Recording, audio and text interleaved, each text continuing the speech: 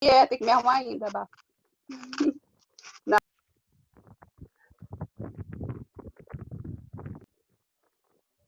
Lá, gravando aí, pessoal.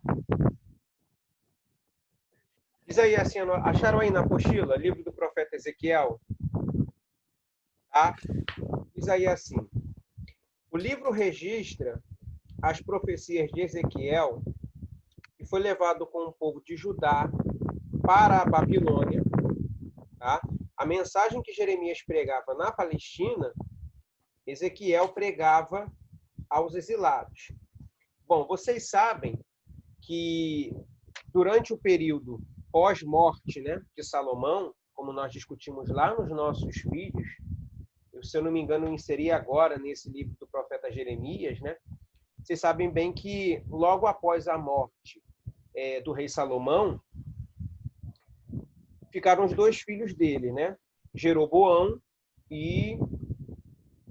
Como é que é o nome do outro filho? Jeroboão e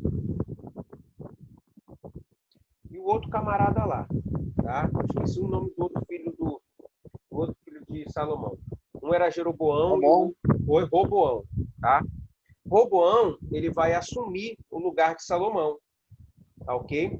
Só que Salomão, no término da sua vida, ele já estava executando uma cobrança de impostos extremamente elevada, tá? Justamente para manter o luxo que ele tanto gostava de ter e para manter o número de concubinas que ele possuía. E isso desagradava ao povo, mas o povo não tinha muito o que fazer, porque Salomão ele foi lá e instituiu um sistema faraônico, tá? Dentro do reino de Israel. O que é o reino faraônico? Como funcionava o sistema faraônico? Era um sistema onde o rei tornava-se um semideus. Tá? Faraó, no Egito, ele não era apenas o líder político de uma nação. Ele era um semideus. Para alguns, dentro daquele território, o próprio Deus. Então, o que é que Salomão ele vai fazer no término da sua vida por conta da influência com os outros deuses das concubinas que ele passou a ter? Ele implementou o sistema faraônico dentro do reino de Israel. Tá? Agora, as pessoas visualizavam Salomão não apenas como um rei, mas visualizava Salomão também como um semideus, ou às vezes como um próprio Deus. Tanto é que a história de Israel ela vai pregar que o pior rei que Israel teve, dentro dos três primeiros, né, que era a Saul, Davi e Salomão, o pior dos três foi Salomão. Porque Saul ele vai unir as tribos. Davi ele vai conseguir, de fato, vencer os filisteus. E arrumar, né, conseguir todo e qualquer tipo de material para a reconstrução do templo. Muito se fala, né, do templo de Salomão. Salomão ele não constrói o templo que leva o seu nome. Salomão só tem o papel de fazer a utilização das mercadorias que o seu pai Davi já tinha conseguido. Davi, ele só não tem autorização da parte de Deus para levantar as paredes e consagrar o ambiente. Mas Davi, ele constrói o altar, tá ok? Davi, ele não construiu o templo, mas Davi, ele constrói o altar. Então, a primeira coisa que a gente faz uma comparação entre Davi e Salomão é que existe templo sem altar, tá?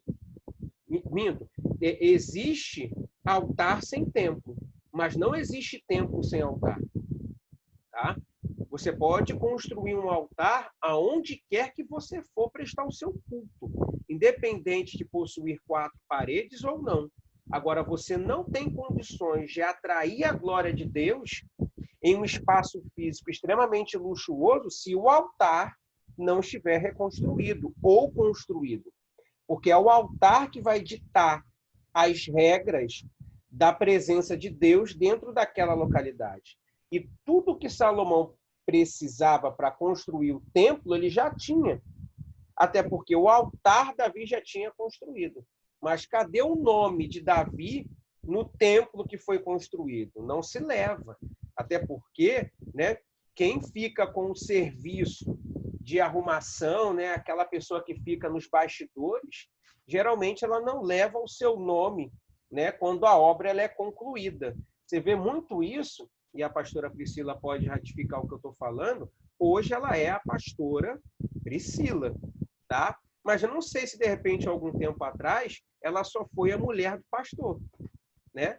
Não era conhecida pelo nome. O marido, ele é conhecido, o nome do pastor todo mundo conhece, a casa do pastor todo mundo conhece, mas quem é aquela que está do lado do pastor fulano? Aquela lá é só a esposa do pastor. Qual é o nome dela? Ah, ninguém sabe. Então, só vai se saber o nome da mulher do pastor quando e se ela se tornar uma pastora. Aí ela consegue, né, alinhar o nome ao seu título, porque geralmente as pessoas se esquecem quem está por detrás, empurrando, auxiliando, sustentando, né? Geralmente essas pessoas elas estão esquecidas. Davi, ele é esquecido dentro do processo da reconstrução do templo, cujo nós chamamos de Templo de Salomão. Então, Salomão, ele vai se perder completamente. Salomão chega um período da sua trajetória de vida, pessoal, que ele, de 3 em 3 meses, ele enviava para a cidade de Samaria, tá? Mais de 300 mil hebreus para trabalhar, tá ok? Para trabalhar, para pagar as dívidas que ele possuía com a população para poder quitar o seu luxo. Só que Salomão ele morre, ok? Quem assume? Roboão. Roboão não só mantém o sistema do seu pai, como também por conselhos dos mais jovens, aumenta ainda mais a cobrança de impostos sobre as demais tribos de Israel. Isso gera uma insatisfação na maioria. Que maioria era essa? Eram as outras 10 tribos, tá? Que era o Reino do Norte. O que o Reino do Norte vai fazer? Vai fazer aquela famosa divisão. Agora é Reino do Norte e Reino do Sul. Reino do Norte vai ficar sob o comando de Jeroboão. Reino do Sul vai continuar nas mãos de Roboão. Tá? Entre os reinos do Sul está lá a tribo de Judá. O Reino do Norte peca tanto quanto o Reino do Sul. E aí ocorrem 2 tipos de cativeiro. O Reino do Norte ele vai ser conduzido para o cativeiro assírio e o Reino do Sul vai ser conduzido para o cativeiro babilônico. De lá vai surgir o nome dos judeus, porque são os descendentes da tribo de Judá. E o Reino do Norte? O Reino do Norte, só a coisa que resta é a sua essência, tá? A essência de possuírem como patriarca maior Jacó. Agora, Judá, ele vai ficar no período babilônico, né? É para a tribo de Judá que Jeremias passa 40 anos pregando para que eles viessem abandonar a prática pecaminosa, tá? São para os da tribo de Judá, mais conhecidos como judeus, que Jeremias fica pedindo em nome de Jesus, em nome de Deus, da Santa Trindade, que esse povo criasse vergonha na cara, tomasse posição para com Deus, senão Deus usaria, né, os babilônicos para tomar a cidade e conduzi-los como escravos até o território. E o povo anda para Jeremias. Não estão nem aí. Tá? Por quê? Porque eles entendiam que era impossível Deus utilizar os babilônicos, porque os babilônicos eram extremamente ímpios e pecaminosos. E Deus, na mentalidade do povo de Judá, não faz aliança com os ímpios. De fato, Deus não faz aliança, mas Deus usa quem ele quer. O fato de Deus usar o diabo para poder te punir não significa que ele tem uma aliança com Satanás. Significa que ele é soberano e que, se ele estalar os dedos, qualquer ser que não dialoga com a doutrina do livre-arbítrio pode dizer para Deus: não, eu não vou. Agora, no caso do diabo e no caso dos anjos, que não têm direito a livre-arbítrio, eles são obrigados a obedecer a uma ordem direta e indireta da parte de Deus.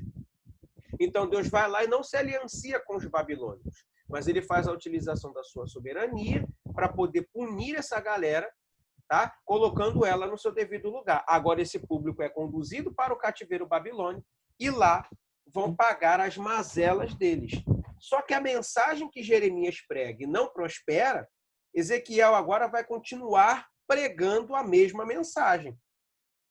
Só que Jeremias ele prega pré-cativeiro e Ezequiel vai pregar no cativeiro. Então você entende que Jeremias prega, tá? E não impede que esse público vá para o cativeiro. E quando chega no cativeiro, quem está lá? Um outro profeta, Ezequiel. Além, é claro, de Jeremias. Jeremias vai ser conduzido para o Egito, tá? Cativo, escravo. E quem está lá? Quem vai ser conduzido também para o cativeiro babilônico? O profeta Ezequiel. Tá? E aí, por que é que dois profetas, por cumprirem a palavra de Deus, por cumprir a obediência de Deus, não conseguem se opor ou deixar de colher os frutos do pecado dos demais? Porque é que Ezequiel e o profeta, sendo justos e fazendo a vontade de Deus, são levados para o cativeiro? Porque na nossa mentalidade, o que acontece? Na nossa mentalidade, o fato de eu fazer coisas boas, de eu cumprir coisas boas, vai me impedir de passar por coisas ruins. Por que Ezequiel agora está pregando lá no cativeiro? Por que Jeremias é conduzido para o cativeiro? Por que pessoas boas colhem frutos, né, que não plantaram ou colhem dos mesmos frutos que pessoas ruins plantaram? Sabe por quê, pessoal? Porque Ezequiel e Jeremias tinham uma aliança com esse povo. Tá? A grande ideia é com quem você tem feito aliança. Porque se você fez aliança com quem não anda com Deus, por mais que você ande fidelidade com Deus, por mais que você cumpra os desígnios de Deus, você vai colher os frutos que eles plantaram. Já viu aquele ditado que a nossa mãe tanto falava pra gente? Que quem anda com porco come farelo? Não tem outro jeito. Vai comer, em algum momento, um pouquinho do farelo. Ezequiel foi levado para o cativeiro, mas o cativeiro não fez com que ele deixasse de ser quem ele foi, ou quem ele era, ou pelo que ele foi chamado. O grande problema de nós, seres humanos, é que quando eu sou levado para uma localidade, tá, que eu não gostaria de ir, quando algo acontece de ruim na minha vida que eu não plantei para acontecer, o que é que eu faço? Eu largo o cajado. Eu deixo de fazer a obra. Porque eu estou condicionado a fazer a obra somente dentro do espaço, do ambiente que eu acho bacana para mim. E quando Deus inverte o papel, você já se sente incomodado e fala, não vou fazer nessas situações. Deus me abandonou. Não, Deus só está te usando em todos os lugares que Ele quer que você vá. Uma hora você está pregando fora do exílio. Outra hora você está pregando dentro do exílio. Uma hora você está livre, outra hora você é escravo. Mas em todos os momentos você é profeta da casa de Deus. Em todos os momentos você é mensageiro de Deus. Em todos os momentos você é aquele que está para cumprir as ordens de Deus. Independente se você está em Miami ou em Orlando, entrando para a Disneylândia para tirar uma foto com o Pato Donald, ou dentro de uma África dessa da vida, ou dentro de um país muçulmano desse da vida, para pregar que Jesus salva, cura e liberta. Tá? Pregadores da palavra, mensageiros do reino, uma hora vão ser aplaudidos pela mensagem que trazem. Outra hora vão ser apedrejados pela mensagem que trazem. Tá? O grande quê da questão é que nós escolhemos as mensagens. Tá? Eu uso o Espírito Santo, mas não deixo o Espírito Santo me usar. Tá? Eu não posso usar o Espírito Santo. O Espírito Santo não foi feito para ser usado. Ele foi feito para me usar. Sou eu que me coloco como ferramenta. Tá? E não o Espírito Santo que se coloca como minha ferramenta. Eu sou ferramenta nas mãos de Deus. Não é Deus que é ferramenta na minha mão. E aí eu só vou usar Deus quando eu acho melhor. Eu só vou usar o Espírito Santo quando eu acho mais apropriado. E quando é que eu estou disponível a Deus e ao Espírito Santo? Entende? Se tiver um tempinho, eu vou lá e faço. Tá? Ezequiel agora está no cativeiro, pregando a palavra. Outra coisa, lembra de dois personagens chamados Josué e Caleb? Não é isso? O quanto tempo o povo ficou no deserto, pessoal?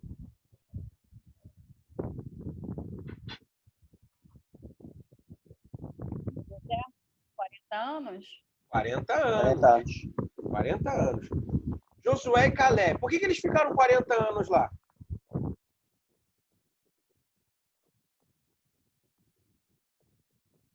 Hein? Por que é que o povo saiu do Egito e ficou 40 anos no deserto? Porque desobedeceram, né? Não creram nas promessas do Senhor. Exato. Mas Josué e Caleb desobedeceram? Josué e Caleb, sim. Josué e Caleb desobedeceram? Eles confiaram, mas tanto que eles determinaram que os gigantes eles iam derrotar pela palavra do Senhor, que o Senhor tinha prometido e Deus ia garantir. Então eles estavam andando em obediência. Oi? Josué e Caleb estavam andando em obediência. Em obediência, é. Eles eles creram. Por que também eles ficaram os mesmos 40 anos? Porque não dependia deles, né? Dependia do povo todo, né? A maioria foram contra, né? Então a voz do povo é a voz de Deus? É porque existe uma aliança. Existe uma aliança. Entendeu? É verdade. Ó, você tem Josué, Caleb e Moisés. Tá? Josué e Caleb ficaram 40 anos porque o povo desobedeceu. Mas eles entraram na terra prometida. Por quê? Porque andaram em obediência. E Moisés entrou na terra prometida? Não. Porque desobedeceu a voz de Deus. Entende? Então, a grande questão não é quanto tempo você passa no deserto. A grande diferença é que aqueles que obedecem a Deus podem até passar muito tempo no deserto, mas no final da história, eles entram na terra prometida. O grande quê da questão não é o processo. O grande quê da questão é o final da história. Olha o final da história de quem obedece. Passaram um aperto, mas entraram na terra. Final da história de quem desobedece. Passaram um aperto e não entraram e não receberam a promessa. Então, é o que Salomão vai dizer. Salomão vai pregar que o final das coisas sempre será melhor do que o começo. O mal do crente é ficar preso no processo e não focar no final. Quando eu estou preso no processo, eu fico no meio dele. Mas quando os meus olhos estão fitados no final, no prêmio, tá? Que eu vou receber pela fidelidade a Deus no meio de todo esse processo, eu entro na terra prometida e não morro no deserto. Tá? Só que a grande questão é a aliança. Tá? Com quem vocês têm se aliançado? Né? Você pode até entrar na terra. Você pode até receber a promessa. Só que, às vezes, você vai demorar um pouco para receber essa promessa, porque você está se aliançando com gente que você não deve. Você está andando com pessoas que não devem. Tá? Então, a caminhada se torna mais difícil, porque você está carregando um peso nas suas costas. E ao invés de você andar a 100 por hora, você está andando a 10 km por hora. Por quê? Você está um fardo atrás, tem uma âncora no seu tornozelo. Você está correndo com uma mochila nas costas extremamente pesada e sem necessidade. Entende? O grande quê não é o final. Né? O grande quê agora é o tempo do processo. Porque se você andar em fidelidade, pastora Priscila, você vai entrar na terra prometida. Mas às vezes Deus quer te levar para a terra prometida em 10 anos. E você está demorando 20 porque está se aliançando com gente com quem não deve. Tu vai chegar lá, mas com um pouco mais de tempo. Tanto é que Josué, ele vai morrer com 120 anos, tá? Ele entra na terra prometida com 100 anos. Ele passou 21 anos, 121, 122, ele passou 21 a 22 anos lutando, tá? pela promessa. E 40 anos lá no deserto. Se ele não tivesse aliança com aquele público, seria o inverso, né? Ele passaria 40 anos na terra prometida e só 20 no deserto. Às vezes a gente está preso a situações que não vão impedir de receber a promessa, mas vão te impedir de viver um pouco mais desfrutando dela. Entende? Esse é o grande problema. Tá? É as alianças com que nós vamos fazendo, as pessoas que vão entrando na nossa vida com a nossa autorização. Tá? Com a nossa autorização. Tem um monte de gibeonitas entrando nas nossas vidas, tá? E a gente vai fazendo aliança com esses gibeonitas e eles vão nos prendendo. Lembra da história de Josué com os gibeonitas? Os gibeonitas chegam lá, né, com pão duro, né, com cara de coitados, vestidos como mendigos, enganam Josué, porque Josué não pede direcionamento ao Senhor. Josué faz uma aliança com os gibeonitas, depois eles vão, ó, tiram a máscara, mostram quem de fato eles são, só que agora a aliança já tinha sido feita. Ah, Josué puniu eles. Puniu, mas não adiantou de nada, pô. Já tinha feito a aliança, já se atrasou. Já foi enganado. É aquela velha história, né? Não, não adianta depois chorar o leite derramado. Tá? Alguém quer falar alguma coisa?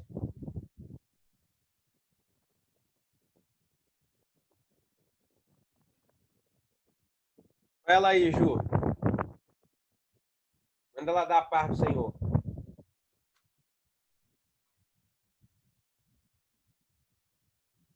A paz do Senhor. A paz do Senhor.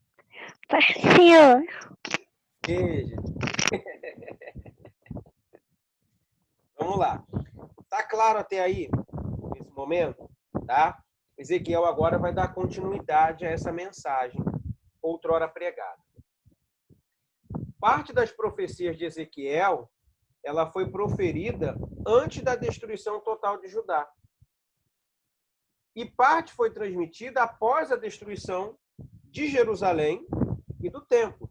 Então, os olhos de Ezequiel, ele viu duas coisas. Ele viu a destruição total de Judá, tá? Viu a sua mensagem cair por terra. Ele viu o lado político de Judá ser destruído por conta do pecado. Tá? Mas ele também viu a parte religiosa de Judá cair por terra com a destruição do templo.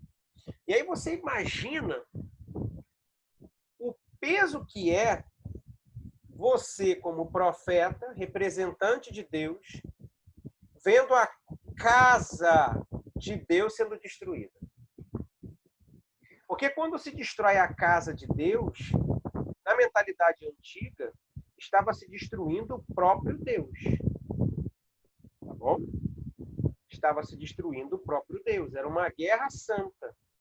Então, quando os babilônios vão lá, destrói a política e destrói o templo, eles estão aniquilando o próprio Deus. A grande questão aí é que Deus não mandou eles destruírem o templo. Deus autorizou, mas Deus não mandou. E aí lá na frente, Deus vai lá e destrói o Império Babilônico, porque eles se excederam naquilo que Deus tinha determinado para que eles fizessem. Tá? Quem é o exército babilônio hoje? Não existe. A Babilônia hoje não existe mais. Tá? É um reino acabado, destruído. Beleza? Sigamos. Autoria e data. O livro de é porque as pessoas usam o livro de Ezequiel muito para pregar o Vale de Ossos Secos. Parece que a única coisa interessante que tem no livro de Ezequiel é o Vale de Ossos Secos, né? Por exemplo, um fato interessante no livro do profeta Ezequiel é quando o Senhor mata a esposa de Ezequiel, né? Deus vai lá e vai matar a esposa de Ezequiel. E naquela época, você tinha alguns rituais para demonstrar o luto, né? E aí, o que Deus faz? Ó, vou matar, né, a dona dos seus dias, o amor da sua vida. Ezequiel amava a sua esposa acima de todas as coisas. E Deus vai falar assim, eu vou matar a sua esposa, e você não vai poder manifestar o seu luto. Tá? Para quê, Senhor? Para você manifestar a minha palavra. Ninguém prega sobre isso, né? Ninguém fala sobre a possibilidade de Deus te tirar aquilo que você mais ama para que o nome dele venha a ser glorificado.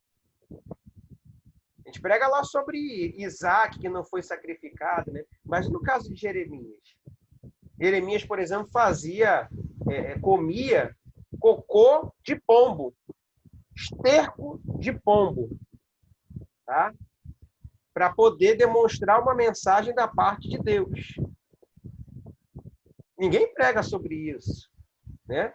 Ezequiel também vai dar uma exortação muito forte acerca dos pastores, tá? Mas ninguém também prega sobre isso. Só vemos o tal do vale de ossos secos, né? É uma situação interessante? Sim. Fala muito aos nossos corações? Também. Mas o livro de Ezequiel ele é repleto de informações relevantes. Autoria e data. O livro é de autoria de Ezequiel, tá? Filho de um sacerdote chamado Buzi, e ele profetizou entre 593 a 571 a.C. Tá? Outro detalhe, Ezequiel tem as mesmas características do profeta Jeremias. Qual? Ezequiel, ele treinava para ser sacerdote, porque ele era filho de um sacerdote. Ele não era filho de profeta e não estava na escola de profeta. Então, ele estava sendo um discípulo do seu pai e dos demais para ser sacerdote. E Deus vai lá, pega ele e fala assim, ó, eu não te quero como sacerdote, eu te quero como profeta. E tem uma diferença, tá? Você ser sacerdote é você habitar dentro do templo, é você comer do bom e do melhor, é você ser sustentado pela cidade. Ser sacerdote é você ser paparicado. Ser sacerdote é você ter aonde recostar a sua cabeça. Ser sacerdote é você ter o que comer. E ser profeta? Ser profeta não. Ser profeta é você não ter onde recostar a sua cabeça, é você falar o que o povo não quer ouvir, é por vezes você não ter muito bem o que comer, é você ser perseguido, é você ser apedrejado, é você ser cerrado ao meio, né? Quem é que quer ser profeta? Ninguém, mas quem é que quer ser sacerdote? Todo mundo. Porque ser sacerdote é bom, ser profeta é ruim. Tá? Então, quando alguém era chamado para ser profeta, estava sendo convidado para ir à própria morte. Ele já estava assinando, tá? O seu atestado de óbito.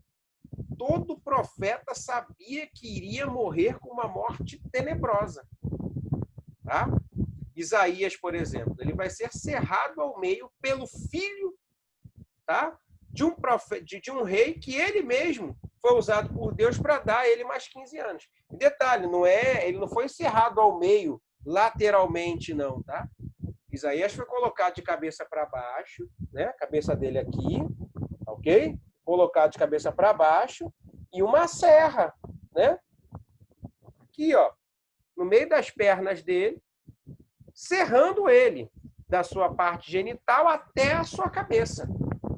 Com ele vivo. Tá bom, Juliana? Com ele vivo. E não mata espontaneamente, não, tá? A pessoa entra em choque, mas a pessoa não morre. Não era só matar. Matar é muito fácil. Vai lá, dá um tiro na cabeça de alguém e mata. Agora, o detalhe era fazer aquela pessoa sofrer. Né? Você imagina, dois homens, um de um lado, um do outro, um serrote no meio das pernas de Isaías, um serrando para lá e o outro serrando para cá, até partir ele ao meio. Por quê? Porque ele pregava a palavra. Então, ser chamado para o ministério profético era treva, não era nada bacana. Bom, quem quer ser profeta aí? A pessoa já serra elétrica. Naquela época, já imaginou, Hudson, uma maquita te cortando no meio? Vai doer menos, porque vai cortar mais rápido. Imagina um serrote. Né? Imagina um serrote. todo enferrujado. É triste, gente. É triste. Então, Ezequiel... É mais fácil, só ligar a terra. Então, Ezequiel ele vai ter essas mesmas características, tá? Tema e propósito. A ênfase de Ezequiel recai sobre o juízo e a glória de Deus, tá? Então, a ênfase de Ezequiel recai sobre o juízo e a glória de Deus. Que glória de Deus é essa? É quando, de fato, a mensagem que o profeta Jeremias e a mensagem que o profeta Ezequiel apregou, de fato, se concretizou, tá? Outra ideia. O propósito de suas profecias era lembrar ao povo que o Deus de Israel não havia deixado de ser Deus pelo fato de o povo estar vivendo no meio de uma nação pagã. É por esse motivo que a frase "Eu sou o Senhor" é tão frequente no livro. Então, a condição desse povo não mudou quem Deus era. Tá? Deus continuou sendo o Senhor deles, mesmo eles estando como escravos na Babilônia. Isso é um fato. Ok? Então, o que o livro está querendo nos dizer? Que o fato, tá, de Hudson estar passando por um momento difícil não faz de Deus um alguém que não tem o controle da vida dele. As minhas lutas não tiram o poder de Deus. A minha situação não faz com que Deus deixe de ser Deus. Quando eu tenho a minha vida, tá, dirigida pelo Senhor, governada por Deus, eu tenho que entender que se eu estou passando por um processo, eu tenho que entender a causa, o motivo, a razão e as circunstâncias. Como já dizia o professor Girafales lá no Chaves, né? Daquela luta, daquela dor. Porque se eu fui para lá levado pelas mãos de Deus, é porque eu puni ou quebrei um dos mandamentos dele. Agora, se eu estou lá porque eu quis ir para lá, já é diferente. Se eu fui para o deserto com minhas próprias pernas, Deus não tem nada a ver com isso. Agora, se foi Deus que me levou para lá, é porque Ele quer me ensinar alguma coisa. Tá? Ele quer me ensinar alguma coisa. E nós, seres humanos, nós precisamos fazer uma reflexão de como estão as nossas vidas. Por exemplo, como é que anda o meu relacionamento? E nós, seres humanos, nós temos relacionamentos com 3 tipos de classe, ou com 3 tipos de pessoas. Nós, seres humanos, precisamos refletir como anda o nosso relacionamento com Deus, como anda o nosso relacionamento com o próximo e como anda o nosso relacionamento com todos. Tá? Que nesse caso é com toda a comunidade. Deixa eu receber o Manuel aqui. Tá? Então, por exemplo, a antropologia filosófica vai defender muito isso. Ela vai pregar a seguinte ideia: como é que anda o seu relacionamento com Deus? Já parou para refletir? Ou está no piloto automático? Né? Porque o piloto automático ele existe. Nós achamos que estamos fazendo tudo certo, mas na verdade nós perdemos aquela sensibilidade. Como é que anda o meu relacionamento com Deus? Eu tenho orado do jeito que eu devo orar? Eu tenho estudado da forma que eu tenho de estudar? Eu tenho lido a palavra da forma que eu tenho que ler? Eu tenho me comportado na presença de Deus? Como anda a minha vida para com Deus? Né? Mas nós só fazemos isso no primeiro domingo do mês, na Santa Ceia. Quando o fazemos, como é que anda o meu relacionamento com o próximo? Como é que eu tenho lidado com o próximo? Tá? Eu tenho sido sal, luz para o meu próximo? Tá? Como é que eu tenho sido para com todo o povo, com toda a comunidade, com toda a família, com todas as pessoas que cercam a minha vida? Então, nós precisamos fazer essa reflexão. Nós precisamos entender, tá? Ou como é que anda o estado da nossa vida. Agora, hoje nós estamos vendo aí o período do Covid-19, né? A cada dia morrem-se mais de 1.000 pessoas, tá? Mas o Covid-19, ele é forte, ele é potente, ele mata pessoas. Certamente você conheceu alguém que morreu desse mal, tá? Mas por mais letal que seja o vírus, ele não rouba de Deus o seu poder. Boa noite, cheguei, professor. Amém, Manuel? Paz. Deus não deixou de ser Deus por causa da Covid-19, por causa da situação que nós nos encontramos. Deus, ele continua sendo Deus. E aí as pessoas perguntam, poxa, mas se Deus continua sendo Deus, por que é que a Covid-19 é uma realidade? Aí eu volto na minha primeira fala. Já parou para refletir? Como é que andavam as nossas vidas antes do Covid-19? Tá? Falta de empatia, falta de equidade. Eu quero abraçar fulano, quero beijar fulano. Mentira. Tá? Eu vi uma mensagem do apóstolo Luiz Hermínio essa semana e ele falava exatamente sobre isso. Né? Que nós já estávamos afastados há muito tempo uns dos outros. Então, o que é que a Covid-19 pode me ensinar? Tá? Porque o crente, ele está inserido em duas condições. Ele é movido a quê? Tá?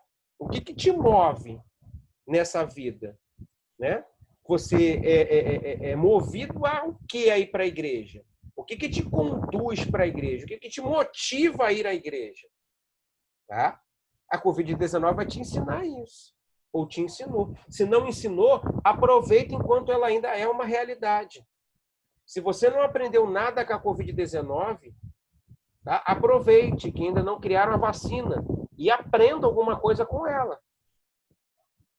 Tá? Porque eu conheço pessoas que cresceram nesse ambiente de Covid-19. Outras que, infelizmente, morreram. Eu estava falando isso na minha aula de sábado, que tem uma aluna aí que não foi, mas eu não vou nem falar nada, né? Que ela faltou a aula de sábado de introdução à história de Israel, mas tudo bem, tá tranquilo, glória a Deus, aleluia. Que todos os seres humanos já tiveram contato com o vírus. Mas eu não fiquei doente, não estou falando de doença. Tá? Eu estou falando do seguinte. Todos os dias morrem 1.000, 1.100, 1.200, 1.300. Tá? Vamos pegar uma média, né? O consórcio aí fez uma média de 1.000 mortes por dia. Tá? Não são 1.000 pessoas que morreram. Você bota um número de 5 vezes mais para cada morto. No mínimo, são 5.000 pessoas. Tá? Por exemplo, hoje ainda eu não vi as notícias, mas provavelmente mais de 1.000 pessoas morreram também. Se hoje morrerem 1.000 pessoas, você coloca na ponta do lápis 5.000 pessoas que estão chorando a morte de um ente querido. Porque aquele que morreu tinha pai, tinha mãe, tinha irmão, tinha irmã, tinha tio, tinha tia, tinha avô, tinha avó, tinha amigos, tinha colegas, tá? Tinha vizinhos. Então você bota aí 5, 10, 15 pessoas que amavam aquele personagem, aquele indivíduo que morreu. Então essas 15 pessoas que perderam um amigo tiveram contato com o vírus. Não ficaram doentes, mas estão sofrendo a dor. Quantos desempregados, tá? Que não pegaram a Covid, mas tiveram contato com o vírus. Por quê? Perderam seu emprego. Tá? Eu tenho uma ótica. Eu trabalhava na ótica e dava aula na Fight 2 vezes por semana. Eu conseguia quitar as minhas dívidas. Tá? Mês de abril, eu tinha uma dívida para pagar de R$6.000. Tá? Fui lá, paguei minha dívida. Só que no mês de maio, tinha mais 6.000 para pagar. Fui ver a minha renda. Qual era a minha renda? R$300. Como é que eu pago uma conta? Eu peguei o Covid, pô. Porque eu não pude abrir o meu comércio. E é dali que eu tiro meus recursos financeiros. Então, eu peguei a Covid. Não fiquei doente, mas senti o abalo financeiro. E aí, Deus me ensinou. Sabe o quê? Deus, o que eu aprendi, o conhecimento empírico meu? Tá? Eu orando a Deus, eu falei assim, cara, você tem pós-graduação. Você se esforçou, você estudou, você se dedicou. Tá? Coloque a sua fé em prática, arregace as suas mangas e vá ao teu trabalho. Oferte para as pessoas aquilo que você tem para passar para elas. Você se formou. Foi aí que eu comecei a anunciar os meus cursos online e consegui montar 3 turmas para trabalhar acerca da introdução da história de Israel, ao qual eu sou pós-graduado.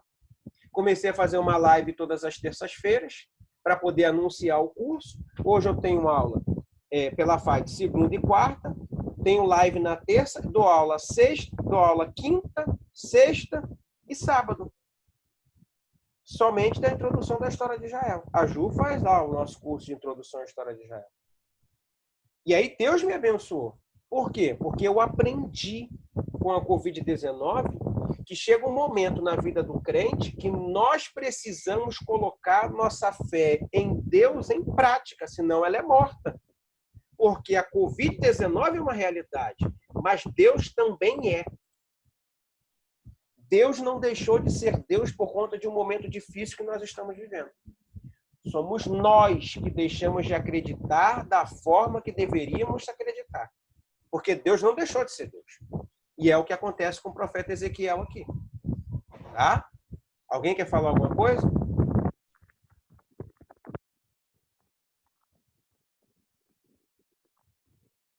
Não? Tá Jesus, alguém?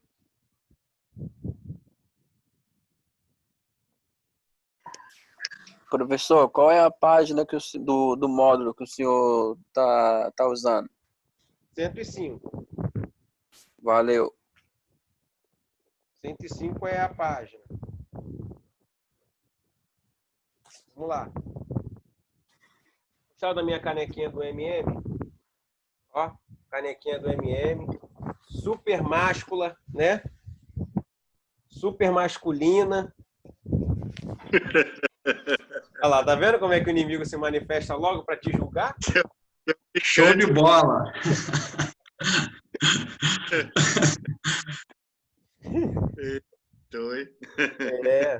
Super. Vou te dar uma do Flamengo. Eu tenho. Só que a do Flamengo que eu tenho só conserva para ficar bem gelada, entendeu? Aí eu uso a do Flamengo quando eu tô tomando cerveja. Aí fica bem gelado. Tá repreendido. Aí eu vi vantagem. Show de bola, aí eu vi vantagem. Um bando de cachaceiro. Mentira, não bebo não, tá? Tem uma pastora aí no grupo, gente. O que ela vai pensar de mim?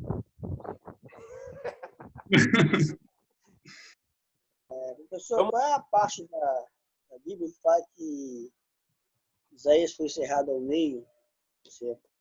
Na Bíblia, você fora dela? Lá no livro do profeta Isaías. Tá, depois eu vou pesquisar. Isso. Ele vai ser cerrado pelo rei Manassés, né? Que era filho do rei Zedequias. Tá? Que foi feito justamente nos 15 anos que ele teve a mais. Antes ele tivesse sido morto. Né? Vamos lá. Esboço. Podemos dividir o livro de Ezequiel da seguinte maneira. O seu chamado, ok? As profecias contra Judá e Jerusalém, as profecias contra as nações e a profecia concernente ao templo do milênio. Já é uma profecia relacionada ao plano escatológico. Tá? Fatos importantes relatados. Uma das visões mais impressionantes do Antigo Testamento se deu por ocasião do chamado de Ezequiel, em que ele viu a glória divina precedida pela visão de 4 querubins. Capítulo 1. Ezequiel também presenciou o momento em que a glória de Jeová se retira do templo. Tá? Que 4... O que significava aí essa ideia dos querubins? Né? Os querubins, eles eram, como vocês sabem, né? Eles eram os guardiões da glória de Deus. Tá? Lúcifer, mais conhecido na atualidade como Satanás, era um querubim de Deus. Tá? Os querubins, eles tinham uma função. Eles eram os guardiões da glória de Deus. Tá? A palavra Lúcifer, por exemplo, significa aquele que tem o poder de fazer medições, ou régua de medir, ou aquele que faz o prumo. Né? Então, Lúcifer, antes da queda, ele era o exemplo de como ser alguém perfeito na presença de Deus. Tá? Porque se ele era aquele que tinha a responsabilidade de medir, é por isso que hoje o papel do Satanás qual é? Hein? Qual é o pior papel de Satanás? Apontar, acusar. Tá? Por que Satanás ele tem o papel de apontar, de acusar? Porque essa característica não lhe foi furtada. Qual era o principal papel de Lúcifer? Apontar e endireitar aquele que não estava na posição correta. Porque ele era a régua de medir. Quando alguém queria ser perfeito, olhava para Lúcifer. Então, essa característica não lhe foi furtada. Tá? É por isso que Satanás ele olha para a gente e te aponta. Só que agora ele não aponta para te endireitar, ele aponta para te envergonhar. Porque ele sabe a forma e o jeito certo de agir. Ele só não faz. Ok? Então, essa característica peculiar de Satanás era essa, de medir, de ver a perfeição e de analisar o que estava errado. Só que essa característica não lhe foi furtada quando ele foi expulso do céu. É por isso que ele aponta, é por isso que ele acusa, é por isso que ele consegue visualizar brechas em você que você não consegue ver. Não é porque ele é onisciente, porque ele não é. Não é porque ele é onipresente, porque ele não é. Não é porque ele é onipotente, porque também ele não é. É porque ele tem uma característica dele que é de apontar, que é de fazer medição. Então, quando ele olha para as nossas vidas, ele vê o erro que eu não consegui analisar. E exatamente naquela brecha que eu dei, que eu nem faço menção dela, que ele vai lá e ataca. É por isso que o Salmo 91 vai dizer que ao nosso redor, os anjos estão à volta. Tá? Os anjos do Senhor acampam ao redor. E o inimigo está ao nosso derredor.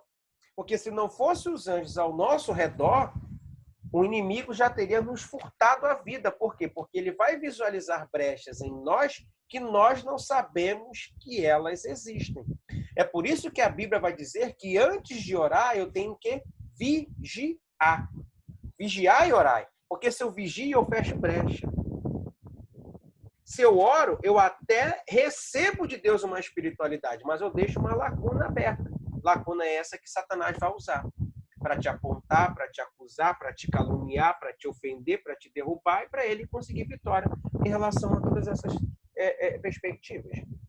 Tá bom? Então, existiam classes de anjos. Né? Existiam os anjos, existiam os querubins, existiam os serafins e existia Miguel, que era o capitão da guarda de Deus.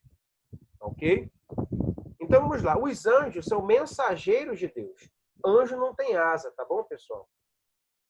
Tá? Anjo não tem asa. Ok? Quer falar, Juliana? Porque se anjo tivesse asa, pastora Priscila, Jacó não teria tido aquela visão que ele viu uma escada da terra ao céu e os anjos fazendo a utilização dela para subir e descer. Só se os anjos do céu são fitness, né? Porque queriam usar a escada para poder ficar com a panturrilha fortalecida. Ou eram burros demais porque não compreendiam que podiam voar, né? Anjo não tem asa. Ele é um ser, de fato, divino e espiritual, mas não possui asa. Ok? Quem possui asa são os serafins. Isaías, capítulo de número 6, vai dizer que os serafins, né, estão por cima do trono da glória de Deus, sobrevoando. E o que eles fazem com essas asas? Com uma parte dessas asas, eles cobrem o seu rosto, né? Para que eles cobrem o seu rosto? Para que eles não visualizassem a glória de Deus. A glória de Deus constrangia eles. Não é isso, pessoal? Então, os querubins, os serafins viam a glória de Deus? Sim ou não? Não, né?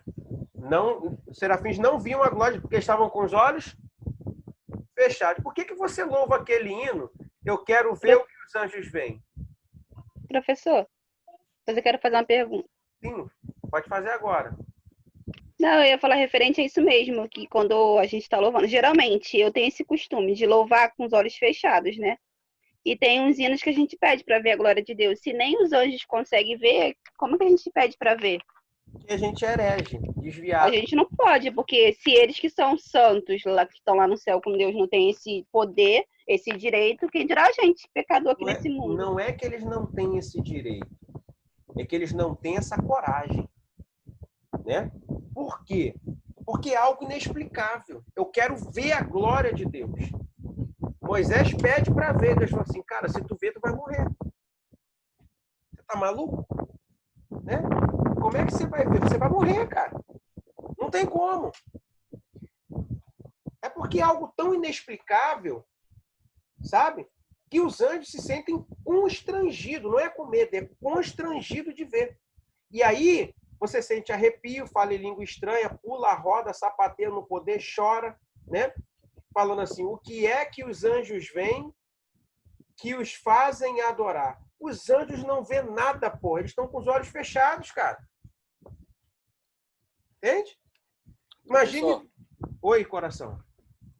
pode fazer uma pergunta agora? Pode, querido. E no caso, quando a gente for transformado, a gente vai ter esse privilégio de ver a face de Deus ou não, em um novo Claro, corpo transformado? Vamos ter. Ah, Vamos ter. show de bola. Vamos Show de tanto bola. ter que nós vamos estar sentados perante ele nas bodas do Cordeiro, para participar da grande ceia. Servidos pelo próprio Cristo. Então, a gente está ali. Imagine Deus lá em cima, os serafins sobrevoando a sua cabeça, e uma igreja louvando, eu quero ver o que os anjos veem. Aí olha um serafim para o outro e fala assim, cara, o pessoal só pode ter fumado maconha. Porque eles querem ver o que a gente não vê. Imagina eles falando com Deus, aí, pai, os caras estão te pedindo uma coisa que nem a gente sabe, eles estão colocando a culpa na gente. Né? Você sente o seu emocional sendo tratado, tá? De modo errado. Mas você não sente a sua fé sendo movida. Porque você está pedindo algo que não compete com as Sagradas Escrituras. Né? Então, Isaías, capítulo 6, está dizendo bem claro que os serafins não veem nada. Eles estão com os olhos tapadinhos, fechadinhos, para não poder ver. Né? É igual aquele louvor, quem mandou você largar a rede. É um outro louvor herege também. Tem nada a ver o texto bíblico. Por quê? Porque Pedro, ele vai a alto mar, a mando de Jesus, né? E aí lança a rede, não consegue pegar nada, e diz, ó, lança do outro lado. E aí o que acontece? A pesca prospera. É tanto peixe que eles pegam que há necessidade de outros barcos auxiliarem, porque senão o barco ia afundar. Chegando à beira do mar, da praia lá, né, que eles tiram os peixes, Pedro está rico. Porque a quantidade de peixe que ele pegou ia fazer dele um mega empresário daquela localidade. Ele tinha peixe para dar e para vender. Prosperou financeiramente Pedro. Aí o que Jesus chega para ele e fala o quê, gente? Vocês conhecem mais Bíblia do que eu. Jesus fala para Pedro o quê? Largar tudo para ele ser pescador de almas. Então, quem mandou largar a rede? Jesus. E a cantora não leu esse texto bíblico, né? Quem mandou largar a rede, quem mandou você parar? Volte para o mar alto, né? E o parará, parará, parará. Não é isso? Aí tu vai para a Bíblia, aí tu vê, ih, rapaz, quem mandou largar a rede foi Jesus. Né? Ele mandou largar a rede e seguir ele. Então, cantora, é porque a Bíblia diz que quem mandou largar a rede foi Jesus, não foi o diabo, não. Porque tudo que Pedro pescou naquele dia, ele não ficou com nada. Pô. Ele deixou tudo para trás, para servir a Jesus. Entende? E quando toca isso na igreja, gente, é um fuzuê danado. Né? As pessoas colocam um ódio dentro, mortal no seu coração, que elas trazem logo a figura da sogra para a mente delas. Né? da perseguidora, daquela serpente, né? E tal, aquele negócio todo. Canta aquele louvor com ódio. Não canta com prazer, canta com ódio. Né? É como se ela estivesse cantando um proibidão, um funk proibidão. E, cara, são coisas assim que nós precisamos atentar. Porque senão nós tratamos muito o emocional e pouco a nossa fé. Então, existem os anjos, que são os mensageiros, os serafins, que são aqueles que sobrevoam, os querubins, que são o guardião da glória de Deus, Lúcifer era um deles, tá? E existia o Miguel, que era o guardião de Israel, tá? Era o guardião de Israel. Então, essa classe, vocês já tiveram aula de angelologia? A pastora Priscila ainda não. Tem quantos meses, pastora, que a senhora está no seminário? É o segundo mês. Meu segundo mês. Muita coisa ainda, hein, pastora? Passar, né? A Juliana acaba quando? Final do ano, Ju?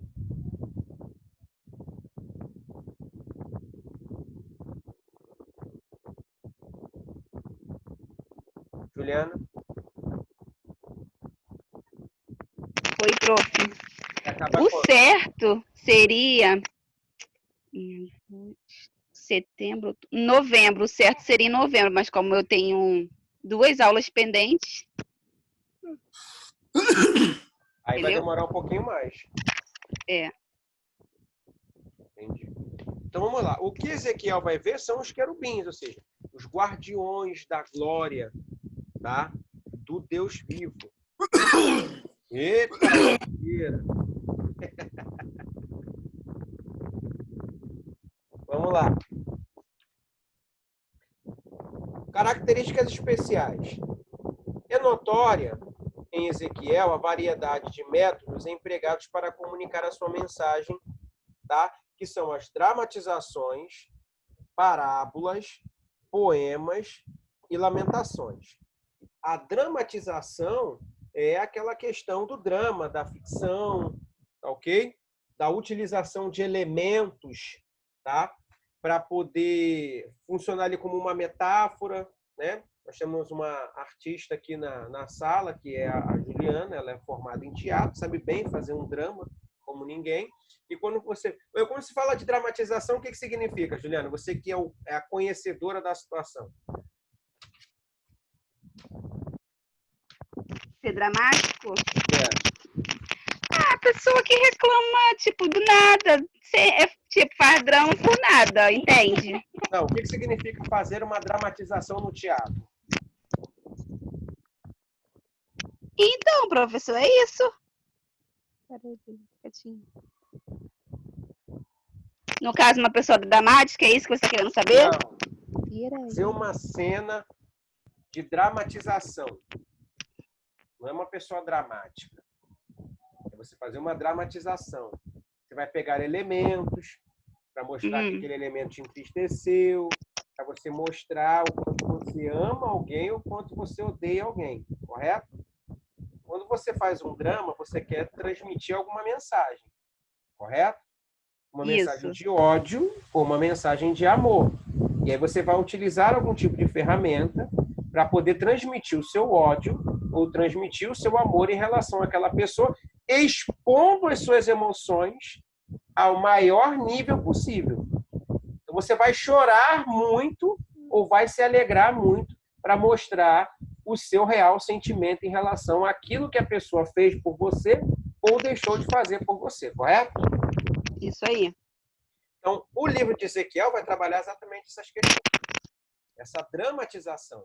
Tanto é que Deus vai matar a mulher de Ezequiel, vai mandar Ezequiel comer esterco de pombo, tá?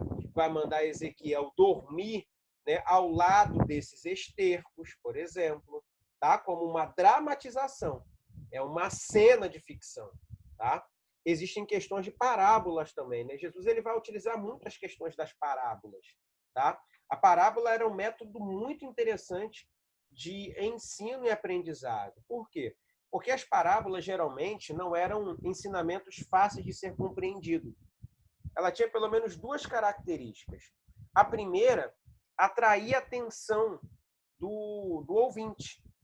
Tá? Por quê? Porque como era uma explicação muito longa, tá? O ouvinte deveria prestar atenção, tá? Em cada detalhe daquele ensinamento.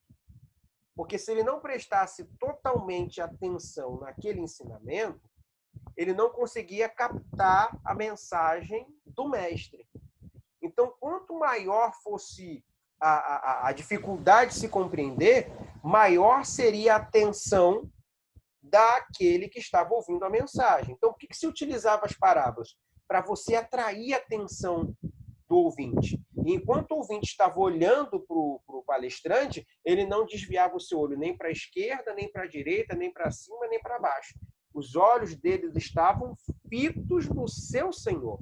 É por isso que parábolas eram utilizadas dessa forma, para não tirar a atenção da pessoa. Outra característica da parábola é que ela demorava muito. Por exemplo, se a Débora fizesse uma pergunta para Jesus e a resposta fosse sim ou não, ela perguntava, Jesus, tu é bom? Jesus falava assim, sim. O que a Débora fazia? Ia embora, já pegou a resposta dela, correto? Mas a parábola não. Ela demorava para ser respondida. Você ficava muito tempo para obter a resposta. E por que se utilizava esse método? Para fazer com que você permanecesse por mais tempo na presença do seu Senhor. Quanto maior fosse o tempo de espera para elucidar a sua dúvida, maior tempo você ficaria ao lado do seu mestre. Então, Jesus, por exemplo, ele utilizava muitas parábolas com essa intenção, para fazer com que as pessoas fitassem os seus olhos nele e para fazer com que essas pessoas permanecessem um tempo ainda mais elevado na sua presença. Tá? Já viu que tem momentos que a sua oração ela é respondida rapidamente e outras demoram muito tempo? São respondidas rapidamente porque Deus entende que você já entendeu o processo. Então, não tem o porquê ele ficar te segurando. Agora, tem orações que você vai orar 1 mês, 2 meses, 3 meses, 4 meses. Mas por que está demorando? Porque Deus não sabe? Não. É porque ele quer que você fique um pouco mais de tempo na presença dele. Porque receber a promessa é apenas um detalhe. Agora, ter intimidade é o que move a nossa vida. Tá? Então, se está demorando a resposta da sua oração, não esquenta a cabeça, não. Já está tudo pronto. Deus só quer que você passe um tempinho maior na presença dele, ao lado dele, aos pés dele, tá ok? Ouvindo a sua voz, ou melhor, deixando ele ouvir a sua.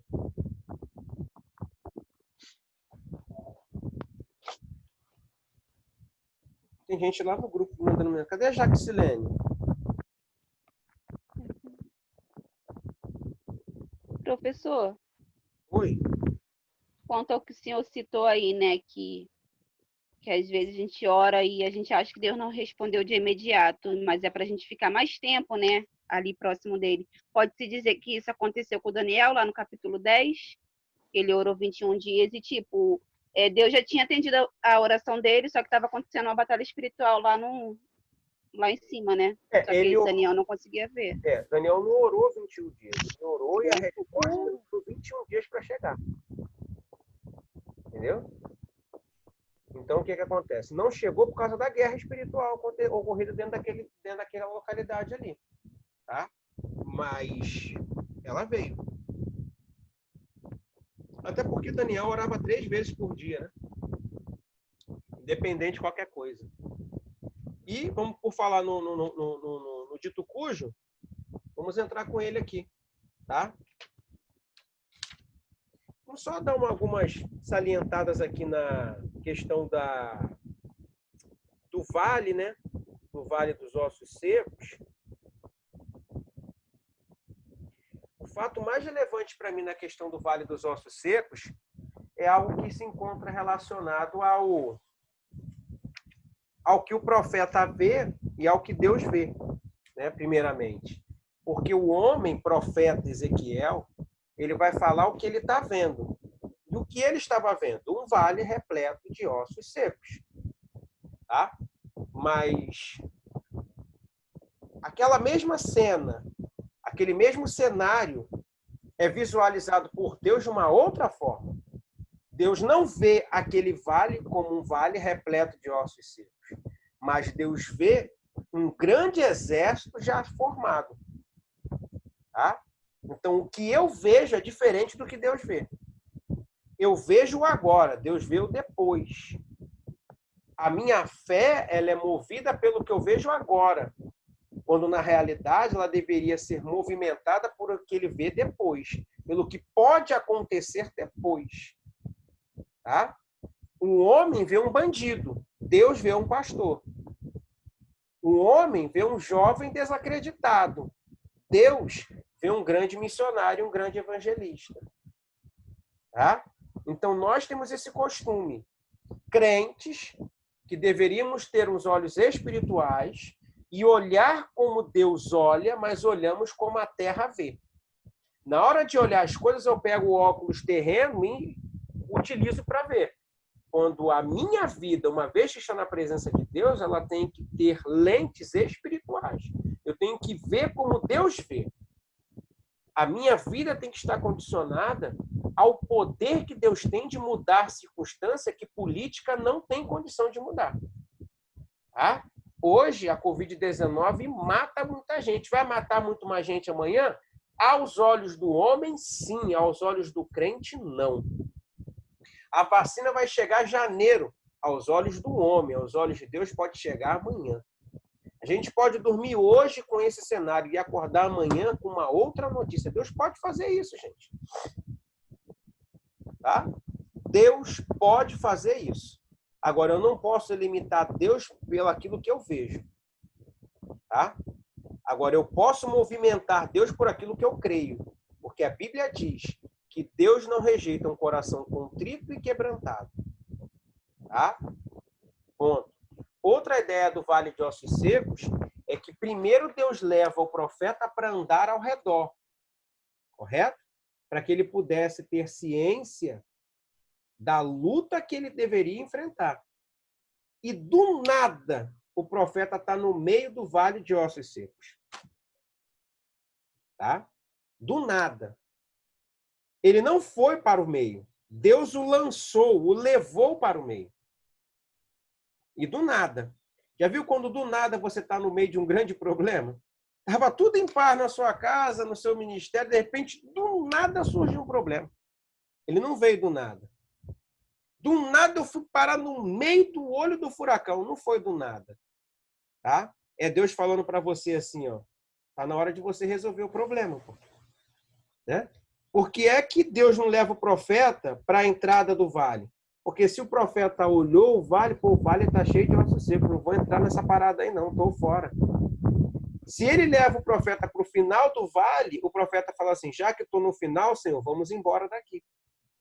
Agora, Deus leva ele e coloca ele no meio do vale, porque Deus entende o seguinte, se ele for para a entrada, ele vai ter que atravessar o vale. Se ele for para o final, para a saída, ele vai ter que passar pelo vale. Então, de uma forma ou de outra, ele vai ter que enfrentar o vale.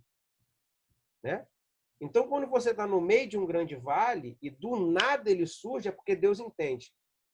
Vai ter que enfrentar, vai ter que passar. E como é que eu passo pelo meio do grande vale? Né? Profetizando. E Deus fala assim, ó, tem como esses ossos reviverem? O profeta fala, tu sabes. Aí Deus vai e manda para ele. Eu sei de nada não, cara. Profetiza, pô. Né? É como se o profeta estivesse falando assim, ó, faz tu, Senhor. E Deus falou assim, não, faz você. Pô. Você pode resolver.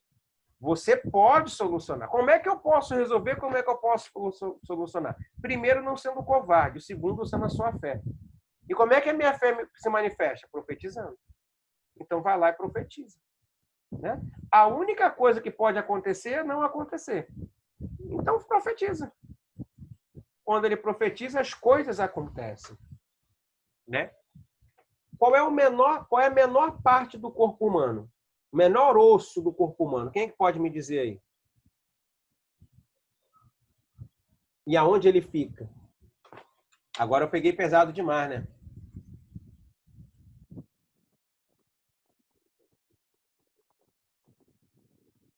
Hein, pessoal? Qual é a menor parte, qual é o menor osso do corpo humano e onde é que ele fica? O menor osso do corpo humano chama-se, se eu não me engano, bigorna. Né? Facilitou? Onde a bigorna fica, pastora? no ouvido, né? O menor osso do corpo humano fica justamente lá no ouvido do homem. Deus manda o profeta Ezequiel fazer o quê?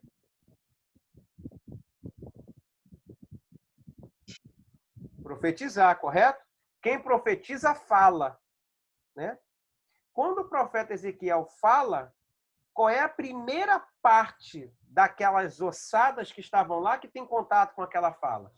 O menor osso. Quando o menor osso escuta a voz do profeta, que era o representante de Deus, o menor é responsável pela organização de todo o corpo. Então, o menor vai ser usado sempre para formar o maior. Deus poderia ter usado o maior, mas Deus foi lá e falou, profetiza, fala. Quando ele fala, o menor vai lá e capta a mensagem. E detalhe, continuou sendo o menor osso, né? O fato dele ter feito coisas grandes não o tornou grande, tá? Ele só serviu como ferramenta na mão de Deus. Então, nunca despreze o fato de você ser pequeno, tá? Porque Deus usa quem Ele quer, do jeito que quer, do tamanho que Ele quer. Quer falar, Márcio?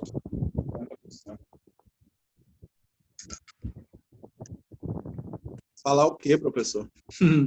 Será que você quer aceitar Jesus, manifestar algum espírito maligno, não sei?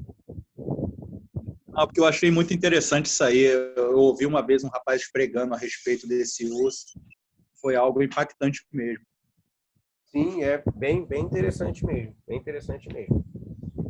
Pessoal, eu estou com ausência aqui na sala da Jaxilene.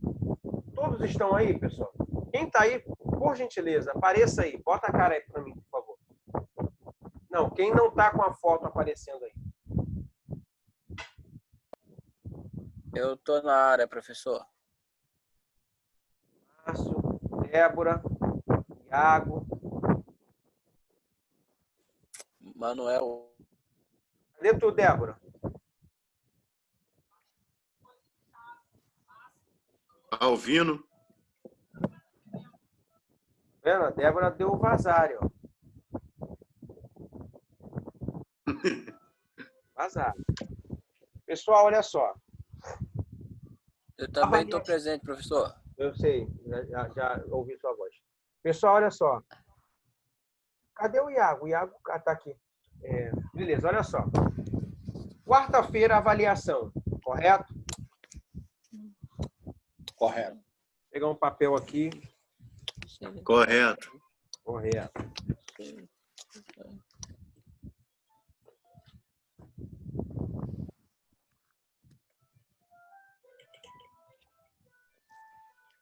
Vamos lá. Grupo 1. Grupo 1 é das varoas, tá? Então, nós temos a irmã Eliane, a pastora Priscila, a irmã Débora,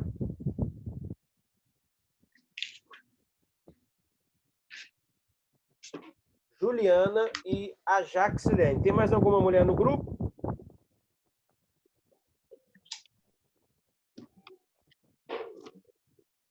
Não, né? Tá.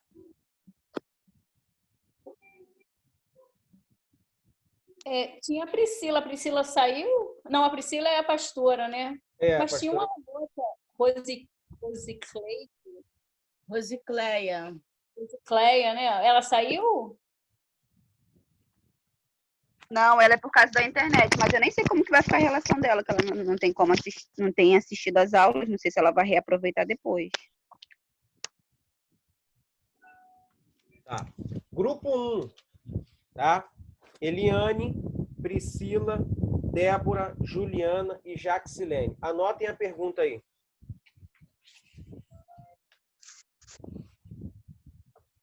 Lá na apostila lá, tá? Página de número 109. Abre aí na página de número 109, por gentileza. Profeta Daniel, tema e propósito.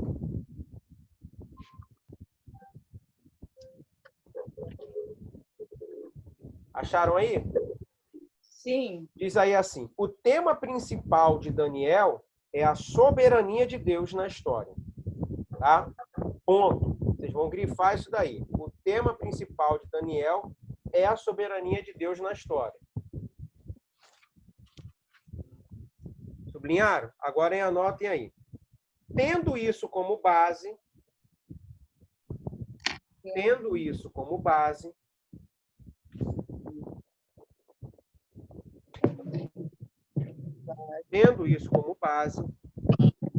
explique com suas palavras,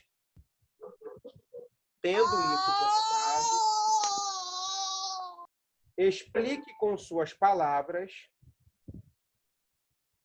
o que significa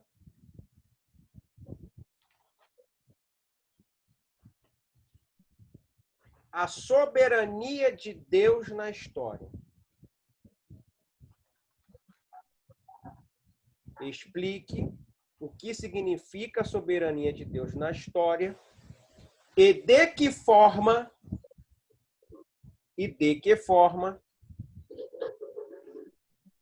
ela se manifesta em nossos dias. E de que forma ela se manifesta em nossos dias. Vocês não vão precisar escrever isso para me mandar alguma coisa, tá? Eu não quero nada escrito que vocês possam me mandar. É interessante vocês escreverem, sim, para apresentar, né? Para ter ali uma cola na hora da apresentação, tá bom? Então não tem número de linhas, não tem número de folhas, só tem uma regra, ok? Uma regra. Cada grupo vai ter 20 minutos para apresentar, ok? Então, vão ter que contextualizar essa pergunta aí para de 15 a 20 minutos vocês me apresentarem esse trabalho, tá bom? Me explicando o que é a soberania de Deus e de que forma ela se manifesta. Ah, a soberania de Deus se manifesta assim, assim, assim, assim. Ela é vista no livro tal, tal, tal. E aí, tá? Vocês vão discutir aí até quarta-feira. Como eu disse no começo da aula, vocês podem utilizar o WhatsApp para fazer chamada de vídeo, ok? O próprio Zoom, tá bom? Os homens, tá? Podem fazer um grupo no WhatsApp só temporariamente até a apresentação, depois vocês se desfazem do grupo, tá bom? Grupo 2, Hudson, Iago, Márcio, Alvino e Manuel. Correto? Hudson, Manuel, Márcio, Iago e Alvino. Mais algum homem que não veio hoje? Não, né? São só esses mesmos, correto? Vamos lá. Página de número 110, Varões Galileus. Procurem a página de número 110. Vocês estão aí, varões? Estou aqui. Tá. Diz assim a página de número 110, características especiais, tá ok? Diz assim, várias das profecias de Daniel têm ligação direta com o livro de Apocalipse, envolvendo temas como a segunda vinda, a grande tribulação, o anticristo e o juízo final. Ponto. Grifem essa parte aí. Grifem essa parte aí. Qual página, pastor? 110. 110. Grifem essa parte aí. Grifaram? Sim. Posso continuar ditando? Ponto continuativo. Tendo isso como base,